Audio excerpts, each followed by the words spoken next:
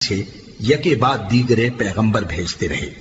اور عیسیٰ ابن مریم کو کھلے نشانات بخشے اور روح القدس یعنی جبرائیل سے ان کو مدد دی۔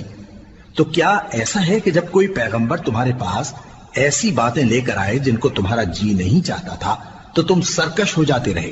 اور ایک گروہ انبیاء کو تو جھٹلاتے رہے اور ایک گروہ کو قتل کرتے رہے اور کہتے ہیں ہمارے دلوں پر پردے ہیں؟